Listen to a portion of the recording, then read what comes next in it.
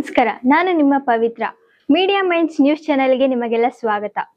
ಭಾರತ ಸರ್ಕಾರ ಆರ್ಥಿಕ ಹಾಗೂ ಲಾಜಿಸ್ಟಿಕ್ಸ್ ಹಬ್ ಗ್ರೇಟ್ ನಿಕೋಬಾರ್ ಯೋಜನೆಗಾಗಿ ರೂಪಿಸುವುದಾಗಿದೆ. ಗ್ರೇಟ್ ನಿಕೋಬಾರ್ ಮಹಾ ಯೋಜನೆಗೆ ಅಂದಾಜು 72,000 ಕೋಟಿ ವೆಚ್ಚವಾಗಲಿದ್ದು, ಸುಮಾರು 166 ಚದರ ಕಿಲೋಮೀಟರ್ ಪ್ರದೇಶದಲ್ಲಿ ಅಭಿವೃದ್ಧಿ ಕಾರ್ಯ ನಡೆಯಲಿದೆ.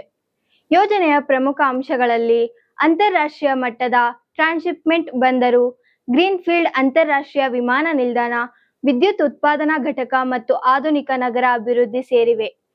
ಈ ಬಂದರು ವರ್ಷಕ್ಕೆ ಸುಮಾರು 14 ಮಿಲಿಯನ್ TEU ಕಂಟೇನರ್ಗಳು ಹ್ಯಾಂಡಲ್ ಮಾಡುವ ಸಾಮರ್ಥ್ಯ ಹೊಂದಿರಲಿದೆ ಎಂದು ಅಂದಾಜಿಸಲಾಗಿದೆ.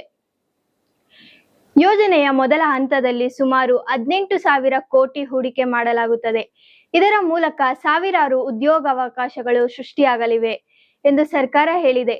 ಜೊತೆಗೆ ಈ ಯೋಜನೆ ಭಾರತಕ್ಕೆ ದಕ್ಷಿಣ ಏಷ್ಯಾದ ಪ್ರಮುಖ ಸಾಗಾಣಿಕೆ ಕೇಂದ್ರವಾಗಿ ಅವಕಾಶ ಒದಗಿಸುತ್ತದೆ. ಆದರೆ ಪರಿಸರ ತಜ್ಞರು ಈ ಯೋಜನೆಯ ಬಗ್ಗೆ ಆತಂಕ ವ್ಯಕ್ತಪಡಿಸಿದ್ದಾರೆ. ಗ್ರೇಟ್ ನಿಕೋಬಾರ್ ದ್ವೀಪದ ಸುಮಾರು 1.3 ಲಕ್ಷಕ್ಕೂ ಹೆಚ್ಚು ಮರಗಳನ್ನು ಕಡಿದು ಹಾಕುವ ಸಾಧ್ಯತೆ ಇದೆ ಎಂದು ವರದಿಗಳು ಸೂಚಿಸುತ್ತವೆ. ಇದರಿಂದ ಅಲ್ಲಿನ ಜೀವ ವೈವಿಧ್ಯತೆಗೆ ಹಾಗೂ ಅಲ್ಲಿನ ಪ್ರಾಣಿಗಳಿಗೆ ಹಾನಿ ಉಂಟಾಗುವ ಭೀತಿ ಇದೆ. ಜೊತೆಗೆ ಈ ಪ್ರದೇಶದಲ್ಲಿ ವಾಸಿಸುವ ಶೋಂಪೆನ್ ಹಾಗೂ ನಿಕೋಬಾರ್ ಜನಾಂಗಗಳ ಜೀವನ ಶೈಲಿಗೂ ಪರಿಣಾಮ ಬೀರುವ ಸಾಧ್ಯತೆ ಇದೆ.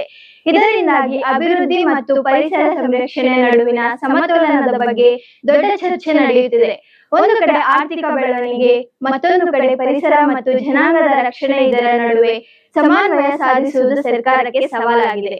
ಒಟ್ಟಾರೆ ಗ್ರೇಟ್ ನಿಕೋಬಾರ್ ಯೋಜನೆ ಭಾರತಕ್ಕೆ ಪ್ರಮುಖ ಆರ್ಥಿಕ ಮತ್ತು ತಂತ್ರಜ್ಞಾನದ ಅವಕಾಶ ನೀಡುವ ಯೋಜನೆಯಾದರೂ ಇದರ ಪರಿಣಾಮಗಳ ಬಗ್ಗೆ ಮುಂದಿನ ದಿನಗಳಲ್ಲಿ ಹೆಚ್ಚಿನ ಗಮನ ಹರಿಸುವ ಅಗತ್ಯವಿದೆ ಎಂದು ಹೇಳುತ್ತಾ ಈ ಕಾರ್ಯಕ್ರಮ ಇಲ್ಲಿಗೆ ಮುಗಿಸೋಣ.